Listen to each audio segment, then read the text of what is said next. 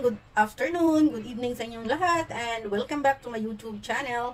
And this is Lilian Herbert channel, guys. And for today's vlog ay magluluto ako ng ulam ko for lunch. At ito, guys, ay magpapakbet tayo na ang ating sahog ay hipon. Yung parang, ano siya, guys, sugpo na maliit. So, ito ang ating ingredients, guys. So, ito ang ating ingredients for today. Ay ito ang ating sugpo na maliit. Yan. Hindi lang siya kalakihan, pero okay na din siya kasi fresh na fresh pa siya. At ito ang ating gulay, guys. Bali, 4 na klase lang siya kasi ako lang naman ang kakain mag-isa. So, ito, may ating ampalaya. So, ganito kalaki, guys, ang aking paghiwa kasi nga, para isabay ko na sila lahat na gulay na pagluto. So, ito, yung natin, ampalaya. So, may sitaw tayo. Ayan, ang ating kalabasa at ating talong. So, ayan lang, guys, ang ating gulay today. And, syempre, itong ating ingredients, may tomato tayo, onion, garlic, at saka ginger. At syempre, itong ating gata, guys, yung natira ko to sa isang lata na malaki, guys, hati lang naman ang ginamit ko nung nakaraan. So, ito may natira. So, ito ang gagamitin natin, guys. At saka, syempre, may chicken powder, may salt. So, ayan guys, ang ating ingredients for today. And, mag-umpisa na tayong magluto, guys. Ayan. So, let's start cooking, guys. So, dito tayo. Ay, paglagay na natin ng oil.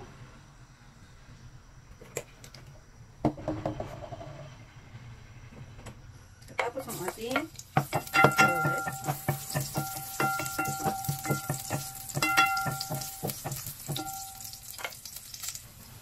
Ating onion at ginger. Sabay na natin. So yan, guys. At ang ating tomato. Kung diba hindi naman, guys, naglalagay ng ginger or either tomato, ay okay lang, pwede naman. Kahit garlic at saka onion lang naman ang ating lalagay, okay lang din. So sa inyo yan, guys, kung anong ingredients ang lalagay mo. Kung sa akin, ayan siya, guys.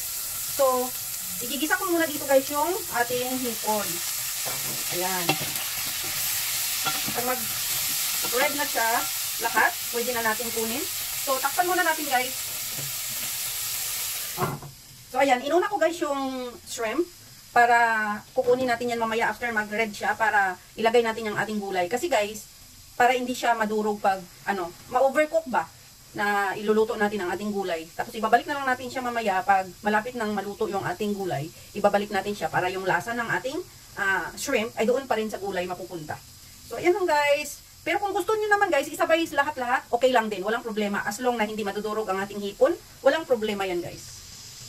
So ayan, guys, tingnan na natin. So ayan, nag-red na siya. So, hanguin na natin to. Ayan. Hanguin natin. Para hindi siya madurog mamaya, guys. Yan, sabi ko kanina, pwede ninyong isabay lahat-lahat kung gusto nyo. Ayan. So, nakuha ko na siya. So, ilalagay na natin ang ating gulay, guys. Ayan. Ilalagay natin siya. Ay, nahulog ng isa. So, okay lang din. So, ayan na nga, guys, at nalagay na natin. So, ito na yung time, lagyan natin ng chicken powder. At saka yung salt.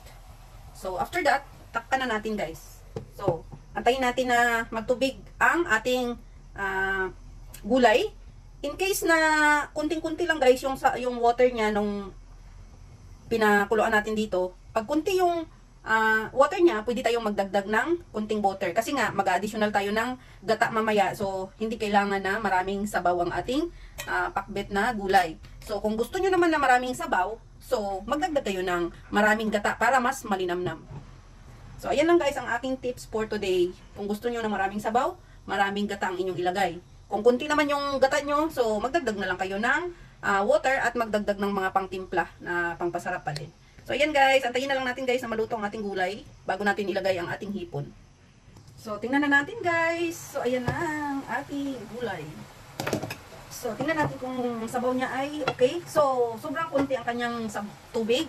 So, lagyan natin, guys. Ayan lang. Ang kunti-kunti lang nilagay ko. Ayan.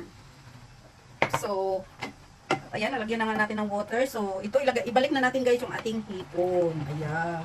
So, yung lasa niyan ay dito na mapupunta sa ating gulay. Ayan. Mix-mix natin. Dahan-dahan lang kung nagurog ang ating hipon. Ayan, guys. So, pakuluin lang natin ng konti at lagyan na natin yung gata. So, ayan guys, tinakpan ko ulit guys. So, antayin natin yan na magluto ng ating gulay. So, ano yan na nga guys. Tingnan na natin. At ayan. Ilalagay na natin ang ating gata. So, ito ang ating gata. Ayan. Pag maglagay tayo ng gata guys, hindi na natin siya tatakpan para hindi magbuo-buo ang ating gata. So, ganun lang guys. So, yan. So, yan na nga guys ang ating gulay. So, yan ang ating pakbet na ginataan. So, yan siya. Huwag na natin takpan guys.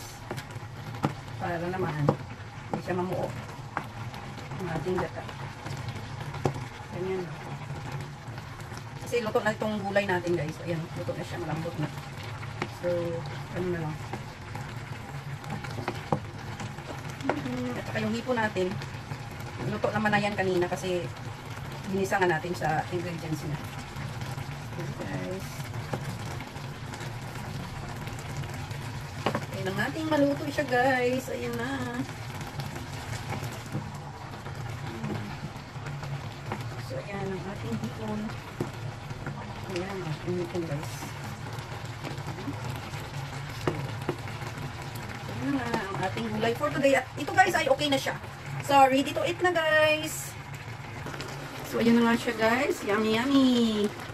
Sobrang yummy ang ating ulam for today. Ayan. So, thank you so much for watching guys. God bless and I love you all. So, ayan na nga guys ang ating food for today. Ayan, ginataang pakbet na may hipon na sahog at saka yung ano natin, kanin. So, ayan guys. Thank you so much for watching guys.